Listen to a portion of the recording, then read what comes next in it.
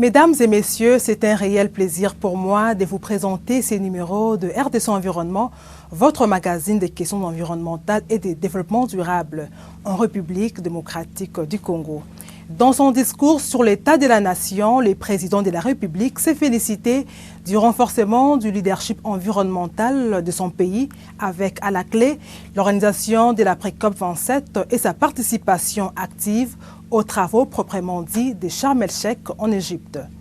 Et puis les membres de la société civile environnementale réunis au sein du groupe de travail Climat-RED rénové appellent l'Assemblée nationale à finaliser l'examen du projet de loi relatif à l'aménagement du territoire. Les 10 processus devraient aboutir à la résolution de la problématique des superpositions des titres sectoriels dans la gestion des espaces et des ressources naturelles qui, du reste, entraînent des incidents sur le droit de tenir des communautés locales et des peuples autochtones pygmées avec de graves conséquences sur leur vie quotidienne.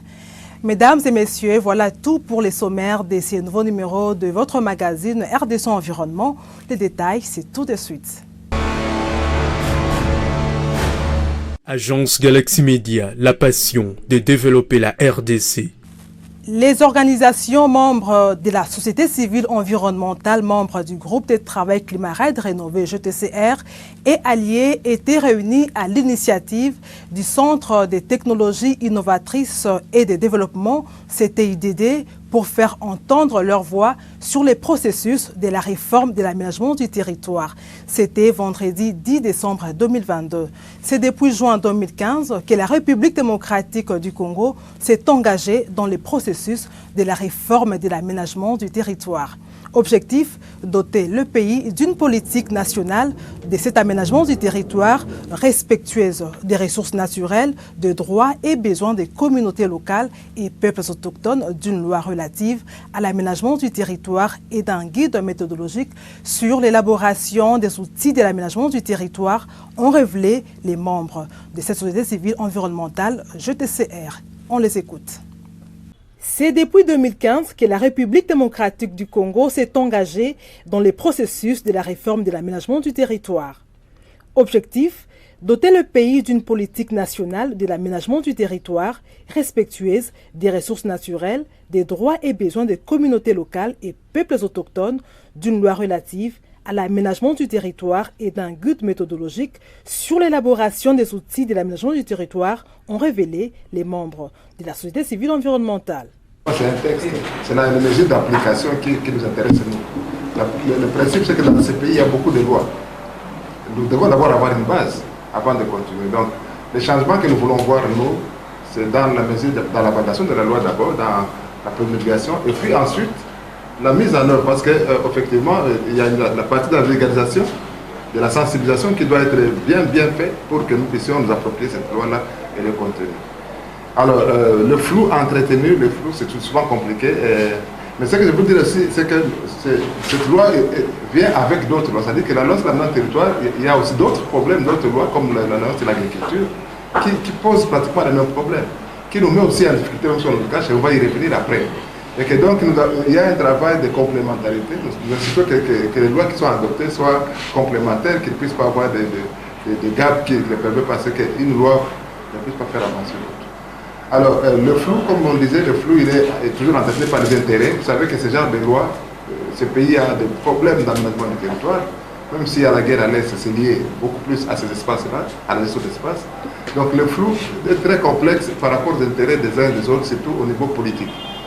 Et ce niveau politique influence beaucoup plus quelques membres de l'Assemblée et qui font en sorte qu'on ne peut pas mettre la question à l'ordre du jour, étant donné qu'ils estiment qu'il faut attendre, nous pouvons projeter, avoir d'autres lectures, attendre parce qu'il y a les élections l'année prochaine et tout ça, donc on essaie de geler certaines choses parce qu'il y a des sensibilités dans cette loi. En effet, les 10 processus devrait aboutir à la résolution de la problématique de superposition des titres sectoriels dans la gestion des espaces et des ressources naturelles, qui du reste entraînent des incidents sur les droits de tenir des communautés locales et des peuples autochtones pygmées avec des graves conséquences sur leur vie quotidienne. La loi va changer beaucoup de choses. Je vais le dire avec beaucoup d'affirmation parce que depuis des années, l'aménagement du territoire n'a jamais été autonome. Le secteur de l'aménagement du territoire. Depuis des années, on l'a vu évoluer soit au niveau du ministère des Affaires foncières, soit au niveau de l'urbanisme et habitat. Et avec cette loi, ça va renforcer son autonomie en tant que, bien que ce soit un domaine transversal. Et donc, tous les outils qui sont cités aujourd'hui comme des acquis depuis qu'on a commencé le lancement de la réforme, ce sont des outils qu'on n'a jamais eu. Tous ces plans dont on parle dans le cadre de cette loi, il s'agit du plan national, du plan provincial, des plans locaux, des guides méthodologiques, on n'a jamais eu ça. Donc, ça vient s'ajouter sur le plan technique, sur le plan opérationnel, à des outils qui vont aider à ce que les espaces soient bien gérés.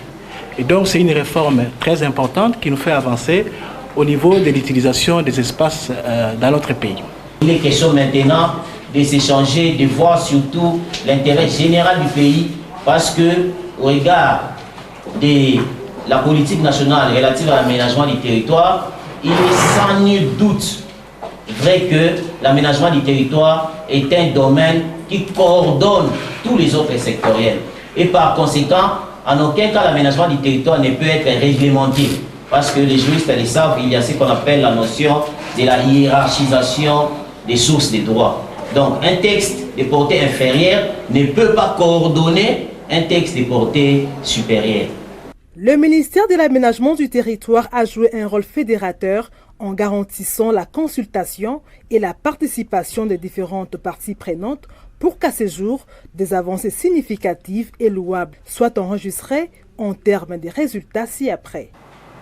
Reconnaissant les rôles fédérateurs joués par le ministère de l'Aménagement du territoire, en garantissant la consultation et la participation des différentes parties prenantes pour qu'à ce jour, des avancées significatives et louables soient enregistrées en termes de résultats obtenus. Nous citons l'adoption de la politique nationale sur l'aménagement du territoire en Conseil des ministres du 3 juillet 2020, l'adoption du projet de loi relatif à l'aménagement du territoire en Conseil des ministres le 18 septembre 2020 et sa recevabilité le 26 octobre 2021 au niveau de la plénière de l'Assemblée nationale. La validation du plan de communication de l'aménagement du territoire du 14 au 15 septembre 2022, la validation du guide méthodologique pour la réalisation des plans provinciaux et locaux d'aménagement du territoire du 5 au 7 octobre 2022. Constatant et déplorant qu'en dépit des avancées significatives si haut énumérées, un blocage voulu et entretenu crée un flou préoccupant à ce jour autour de l'adoption du projet de loi relatif à l'aménagement du territoire sous examen au niveau de l'Assemblée nationale. Pour ce faire, la société civile environnementale recommande ce qui suit. À l'Assemblée nationale, de finaliser l'examen du projet de loi relatif à l'aménagement du territoire, l'adopter et le transmettre à la Chambre haute du Parlement pour une seconde lecture. Au ministère de l'aménagement du territoire, mettre en œuvre le plan de communication de la réforme sur l'aménagement du territoire validé au mois de septembre 2022 au niveau national, provincial et local. À la société civile environnementale, de renforcer le mécanisme de suivi de proximité du processus d'adoption par le Parlement du projet de loi jusqu'à sa promulgation par le Président de la République. Contribuer à la vulgarisation et sensibilisation des livrables produits par la réforme de l'aménagement du territoire. Ces processus pilotés par le ministère de l'Aménagement du Territoire et mis en œuvre à travers le programme d'appui à la réforme de l'aménagement du territoire grâce au soutien financier du Fonds national RAID de la République démocratique du Congo avec la contribution des Central Africa Forest Initiative, CAFI, Initiative pour la forêt de l'Afrique centrale, est un processus ambitieux, sensible et salutaire pour la gestion durable des ressources naturelles et le développement harmonieux du pays. Le président de la République, Félix-Antoine Tshisekedi Tshilombo, s'est adressé à la nation samedi 10 décembre 2022 à travers les deux chambres du Parlement réunies en congrès dans un discours sur l'état de la nation. Lors de cette adresse, le chef de l'État s'est félicité de la bonne coopération entretenue avec les partenaires internationaux dans la lutte contre le changement climatique et le succès récolté dans l'organisation des travaux de la pré-COP 27 et sa participation aux travaux proprement dits de cette COP 27. Je tiens à signaler la bonne coopération jusqu'ici entretenue par notre pays avec tous ses partenaires internationaux dans le cadre de la lutte commune menée contre les effets néfastes du changement climatique, notamment à travers le mécanisme compensatoire. Après la 26e conférence sur les changements climatiques tenue à Glasgow l'année dernière, la République démocratique du Congo a eu l'honneur d'être retenue pour organiser en collaboration avec la République arabe d'Égypte et en partenariat avec les États du bassin du Congo, les travaux préparatoires de la 27e session de la conférence des parties à la Convention cadre des Nations Unies sur les changements climatiques appelée pré-COP 27. L'organisation de celle-ci a été l'opportunité pour notre pays d'affirmer son leadership, tant au plan africain qu'au plan mondial, notamment dans le domaine de la gestion des eaux, des forêts et de la biodiversité. Ces assises de haut niveau ont connu la participation de plus de 60 pays, des représentants des groupes de négociation, du secrétariat de la Convention cadre des Nations Unies sur les changements climatiques, ainsi que des représentants de la société civile. À l'issue de la pré-COP 27, le Brésil, l'Indonésie et la République démocratique du Congo avaient décidé de mutualiser leur stratégie face aux enjeux nombreux sur le climat, dans la mesure où les trois ont des intérêts communs dans le cadre du débat sur le changement climatique. Ce rapprochement a abouti à la signature d'un accord entre ces trois pays. Notre pays avait également en amont organisé début septembre 2022 à Yangambi, lieu hautement symbolique en ce qu'il constitue un des réservoirs des tourbières, une conférence scientifique internationale qui a été un moment de réflexion et de partage sur la thématique contribution des forêts du bassin du Congo et des autres bassins tropicaux de la planète à la lutte contre le changement climatique. C'est ici qu'il convient de souligner la participation efficace de la République démocratique du Congo à la COP 27 tenue en République arabe d'Égypte.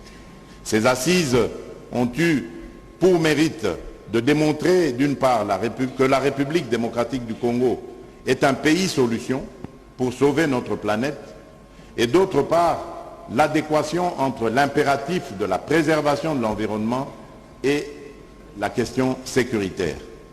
Les organisations membres de la société civile environnementale étaient réunies en date du 9 décembre 2022 à Kinshasa, dans la salle des réunions de l'hôtel Faden House, autour de la coordination nationale du groupe de travail Climat RAID rénové de la LINAPICO afin d'analyser la situation sur les changements brusques et non consensuels intervenus dans les projets de loi modifiant et complétant la loi numéro 73/21 du 20 juillet 1973 portant régime général de biens, régime foncier et immobilier et régime des sûretés constatés lors de la présentation de ces textes à l'Assemblée nationale pour l'obtention de sa recevabilité. Le reportage de Marlène Bassoussou Sessakomo.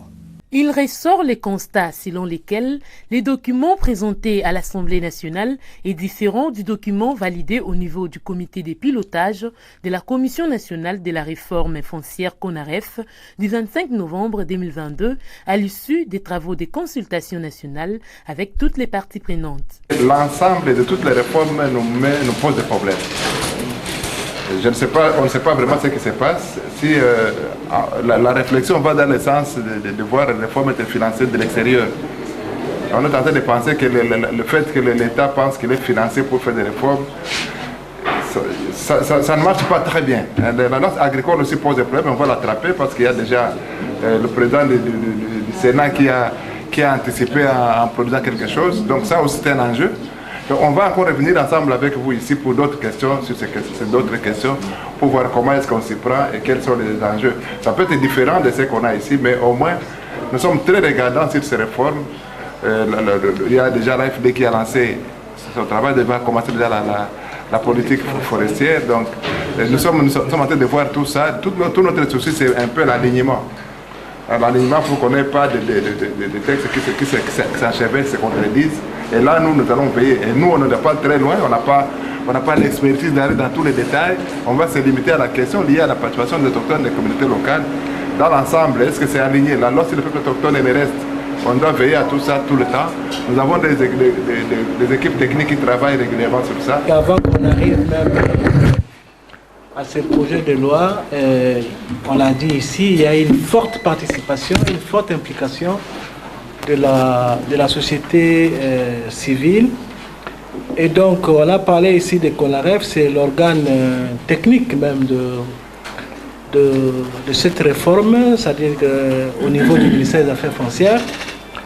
Et le constat qui est fait ici n'est pas seulement le constat, il faut le souligner, hein, n'est pas seulement le constat de la société civile, mais le constat de la plupart des acteurs qui ont participé dans le processus, qui constatent que certaines dispositions utiles qui ont été validées par les parties prenantes et qui ont été, pour lesquelles le projet a été transmis et acquis des droits au niveau du comité de pilotage, eh bien, on constate, donc toutes ces parties prenantes, y compris une partie prenante de l'administration, que certaines dispositions pertinentes ont été élaguées, ce qui a occasionné les changements au niveau du texte qui a été déposé au Parlement. Donc, ce constat-là n'est pas seulement le constat de la société civile, mais c'est un regret de tous ceux qui ont mouillé le maillot pour qu'on apporte quelques dispositions utiles en lien avec les communautés locales, en lien avec d'autres dispositions pertinentes qui sont citées dans à titre indicatif dans notre déclaration. Nous venons de bien inscrire dans notre communiqué de presse les actions suivantes. Nous venons de dire clairement, la société civile s'engage à mettre en place un mécanisme de suivi de proximité au niveau de la commission PAJ de l'Assemblée nationale. Nous n'allons pas dormir sur nos lauriers. Nous n'allons pas laisser cette loi passer ainsi. Un homme sans terre, aujourd'hui, nous n'avons que deux piliers dans la vie qui donnent l'identité de quelqu'un. Il n'y en a que deux principaux. Il y a la langue et la terre. Parce qu'à partir de la langue, on peut te situer d'où.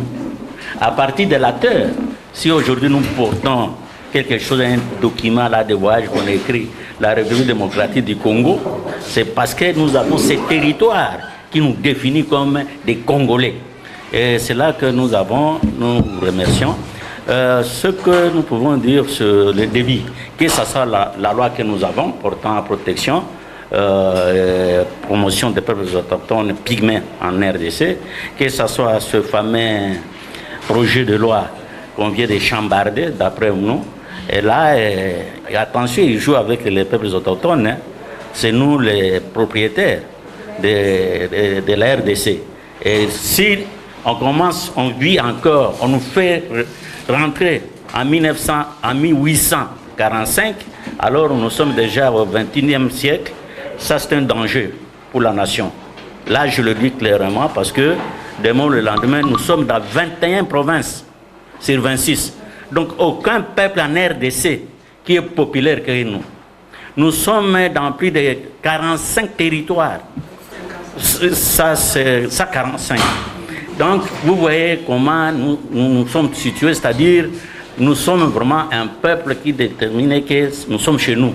Et nous, dans notre culture et notre habitude, nous sommes les artisans de la paix. Parce que vous n'avez jamais vu, là où les pygmées ont déjà engagé, que ce soit milice, que ce soit quoi, nous sommes des pacificateurs.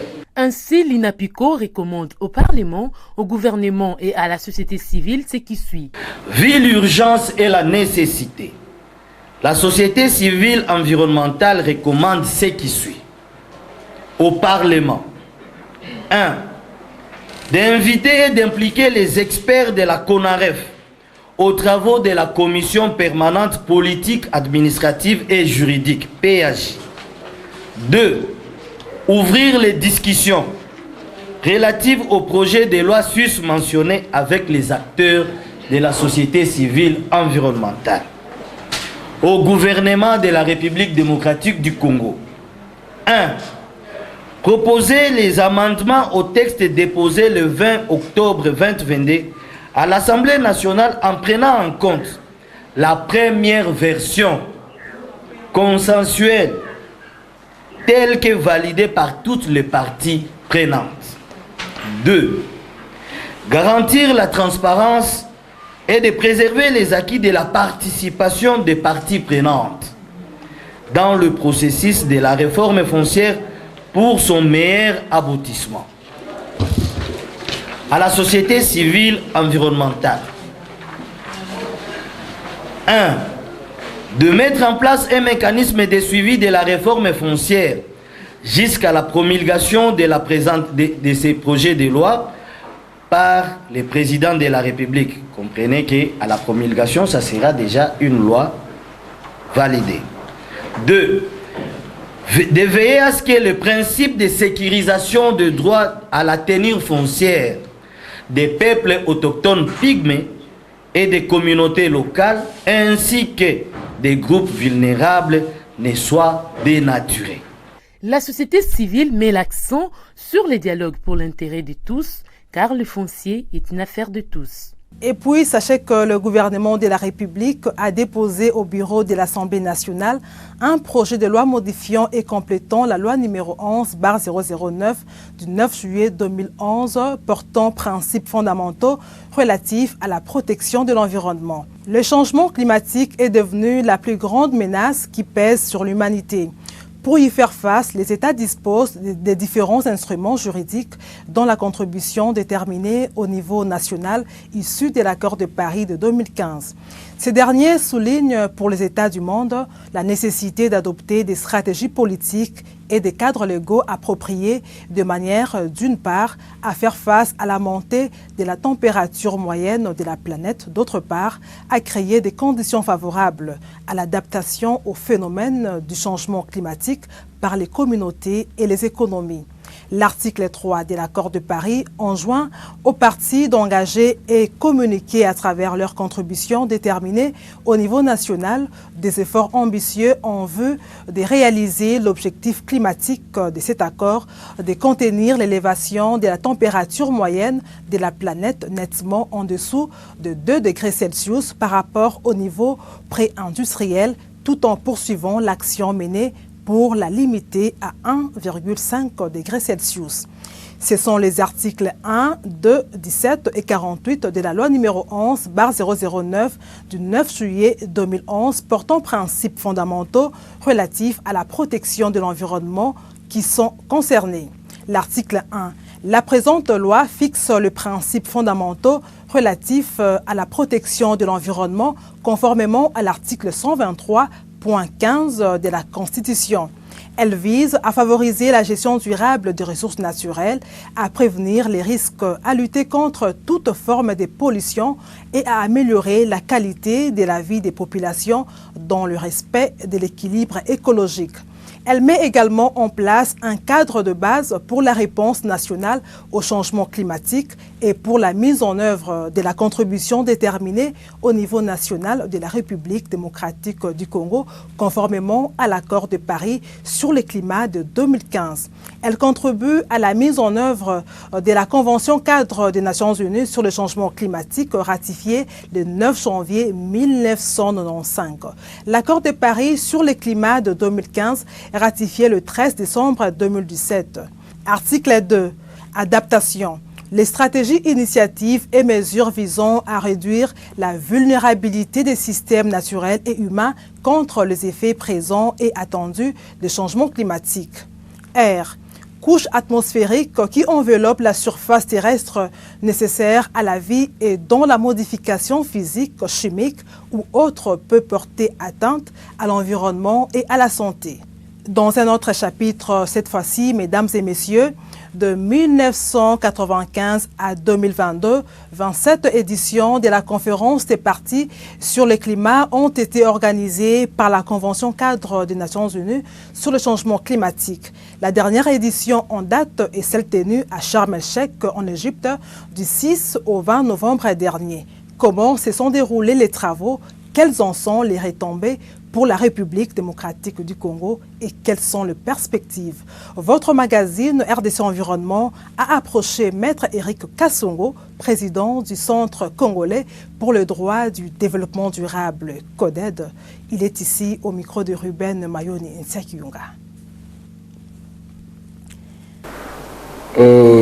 Ce que je peux dire de ce que j'ai constaté, c'est que nous avons eu l'opportunité d'assister, comme d'habitude, à des grandes discussions, cette fois-ci sous la houlette d'un État africain, avec cette lourde responsabilité qui est d'assurer les relais du travail entamé à Glasgow par la présidence britannique de la conférence lors de la COP26.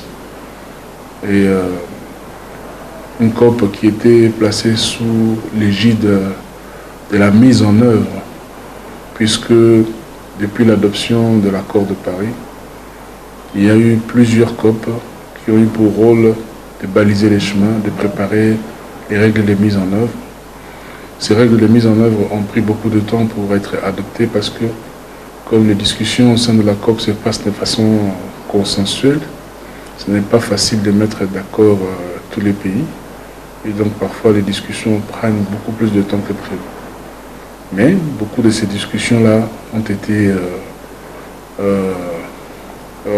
atterri avec l'adoption d'un certain nombre de règles qui clarifient comment est-ce qu'il faut mettre en œuvre l'accord de Paris.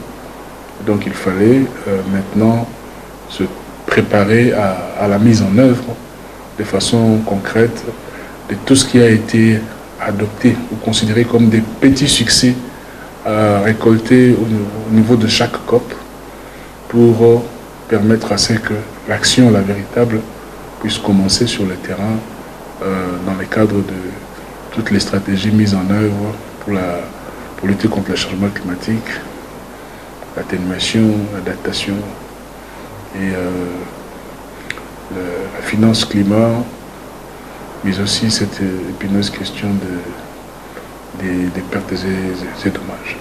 Donc, les discussions ont eu lieu, certes. À un moment donné, ça a donné l'impression qu'on était dans une impasse, parce qu'il faut se dire que même si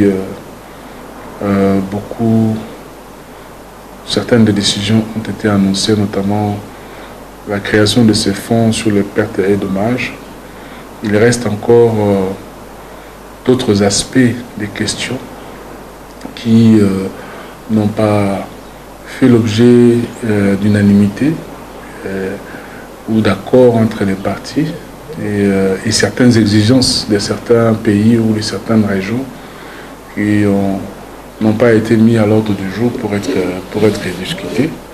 Il y a aussi certains engagements, comme par exemple les engagements des Glasgow de certains pays puissants pour travailler sur les processus de désinvestissement dans les énergies fossiles. La question n'a pas été très grandement discuté lors de la COP27 pour dire que certes il y a des avancées, des petites avancées, mais il y a aussi des sujets qui restent encore des sujets de grande préoccupation. La bonne nouvelle, ce qu'il faut considérer, c'est que la COP27 est sortie avec ce qu'on appelle le plan de mise en œuvre de Sharm el-Sheikh. Et c'est ce plan de mise en œuvre-là qui comprend quand même un certain nombre d'engagements forts qui peuvent dessiner l'avenir de la lutte contre le changement climatique et si justement les États partis se montrent beaucoup plus sérieux. Mesdames et messieurs, c'était un réel plaisir pour moi de vous présenter ces numéros de RDC Environnement, votre magazine des questions environnementales et des développements durables en République démocratique du Congo. Merci à vous de nous avoir suivis. Merci également à toute l'équipe rédactionnelle et technique qui a concouru à la production de ces derniers. Au revoir et à très bientôt.